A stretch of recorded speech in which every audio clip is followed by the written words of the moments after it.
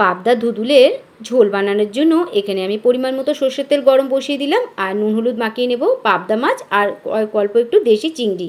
এখন মাছটাকে আমি ভাজতে দেবো। এদিকে আমি আলু আর ধুদুলটাকে পছন্দ মতো কেটে নিয়েছি। এখন মাছটা হালকা ভাজা হয়ে গেছে, তুলে নেব। ওই তেলে আমি চিংড়িটাকেও হালকা করে ভেজে নিলাম, তুলে নেব। এবার শিলবাটাইতে জিরে আদা কাঁচা লঙ্কা বেটে নেব। এদিকে ওই তেলে মাছ ভাজার তেলে আমি ফোড়নে দেবো 5 ফোড়ন। ফোড়ন থেকে সুগন্ধ বেরোলেই টুকরো করে রাখা আলুটা দিয়ে একটু নাড়াচাড়া করে নেব। একটু হালকা ভাজা হয়ে গেছে, নুন হলুদ দিয়ে একটু নাড়াচাড়া করে বাটা মশলা দিয়ে আরও একটু কষিয়ে নেব। এখন কষা হয়ে গেছে, কেটে রাখা ধুদুলটা দিয়ে আর একবার কষিয়ে নেব। এবার টুকরো করে রাখা টমেটো দিয়ে ভালো করে মিশিয়ে সবজির সঙ্গে পরিমাণ মতো জল দিয়ে চাপা দিয়ে দেবো। এবার ফুটে গেছে ঝোলটা। এখন মাছগুলি দিয়ে ভালো করে ঝোলের সঙ্গে মিশিয়ে আমি আবারও একবার চাপা দিয়ে ফুটতে দেবো। এদিকে একটা ভাজা মশলা বানিয়ে নেব, ধনে জিরে মৌরি শুকনো লঙ্কা, এটাকে এখন দিয়ে দেবো। ভাজা মশলাটা দিয়ে ভালো করে মিশিয়ে আমি 10 মিনিট রেস্টে রেখে দেবো নামিয়ে।